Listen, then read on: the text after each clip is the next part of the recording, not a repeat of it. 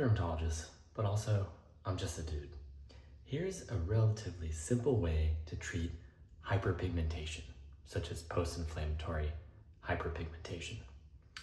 In the evening, first, you're gonna wash your face.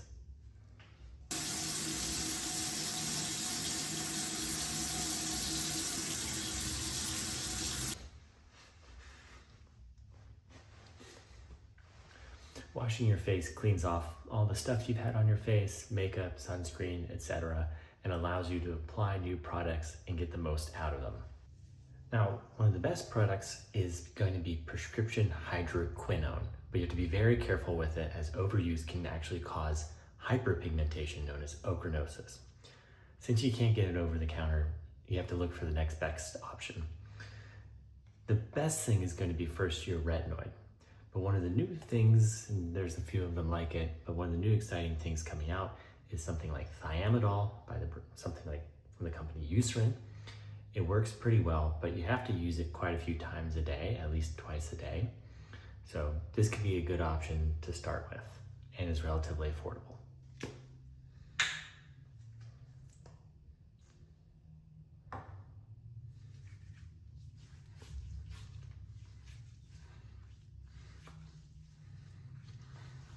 My biggest gripe is that it's fragranced, and not everyone tolerates fragrance. Another great effective option is azelaic acid. This is really well tolerated.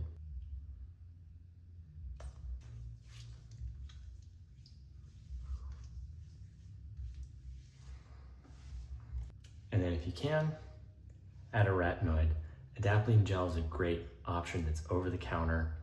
It used to be prescription. There are other retinols you can get, but I really like adapalene. It's also really gentle on your skin.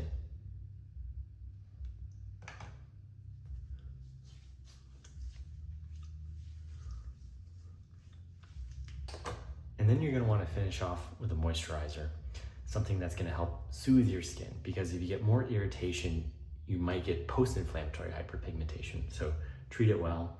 I've been using this for a little bit and I really like how it feels. It's really gentle. It's a little bit pricier, but it feels really good.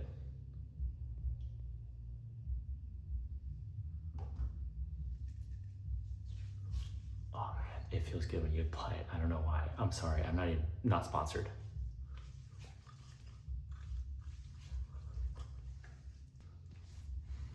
That's it for the evening. See you in the morning.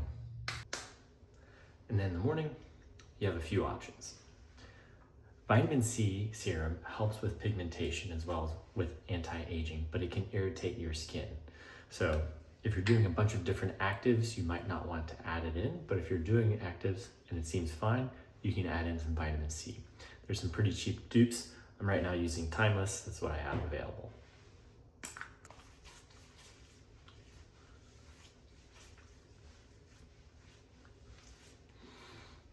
And then I'm just demonstrating, you probably don't want to do all these together, but if you want to do azelaic acid, this would be a good time to do it as well.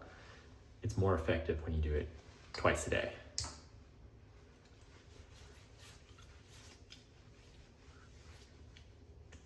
If you're doing that thiamidol, this would be something you do as well in the mornings, twice a day. Since I put on the azelaic acid, I don't want to ruin my face, so I'm not going to do it. And then the most important thing you're going to do in the morning is sunscreen. The sun is going to cause hyperpigmentation. So any form of sunscreen, whatever you like on your skin, is better than no sunscreen. In general, most people talk about tinted mineral sunscreens being the best option because mineral sunscreens tend to be very broad spectrum, and then the tint helps block out visible light, which can also cause pigmentation. The problem with tinted mineral sunscreens are they can go on thick, especially if you have darker skin. And then the other issue is it can stain stuff. If you're wearing a white shirt and you put it on your neck, it's gonna stain the collar. So it's not for everybody. This one I tried, I really liked, but it goes on very thick. So user beware. There's plenty of other great cheap options. I have a video on my TikTok and on my YouTube about some cheap tinted mineral sunscreens available on Amazon. I also have it on my Amazon store if you want to check it out. Today I bought this. I haven't tried it yet. It's this e.l.f. Skin Whoa Glow. So let's try it out. I haven't tried this yet. I'm not putting on a lot, but I want to see how it feels. See, that's a problem, right? It goes in really like spackle-like. So you have to really work it in.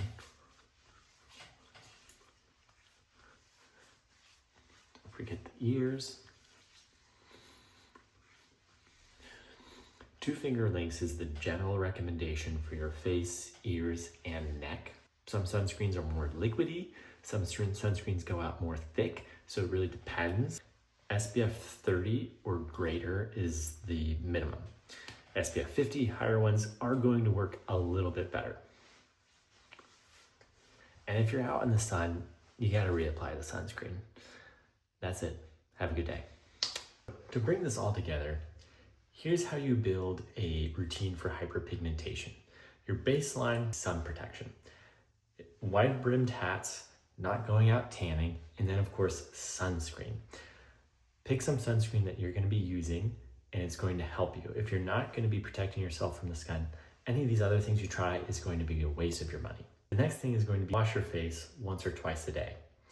That's gonna end up being a little bit of personal preference, but you should at least wash once a day to remove what you're putting on your face and what you're being exposed to during the day. So it's usually gonna be at night. The third most important thing I would put in this routine is going to be a retinoid. That's just a great baseline treatment, but you have to be careful about how you build it up. Please look up about how to start a retinoid because it can really irritate your skin. Those 3 things are a great start. If you want something that's a gentle and effective treatment that helps with hyperpigmentation, it's going to be azelaic acid. Do that twice a day.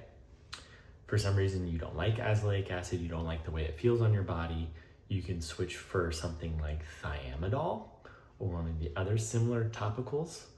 They're sometimes a little bit more expensive, and like I said, the Eucerin one is fragrance, but it is something people like. And then if you're doing your azelaic acid and or your thiamidol and you want to add something maybe in the morning, you can add a vitamin C. Just be careful because it can irritate your skin, but it can work really well overall for skin health and anti-aging benefits as well as pigment. There are a lot of other things out there. They're pretty good, like kojic acid, alpha-arbutin, but it can be really overwhelming. So I'm just hoping that this video just gives you like a good starter routine.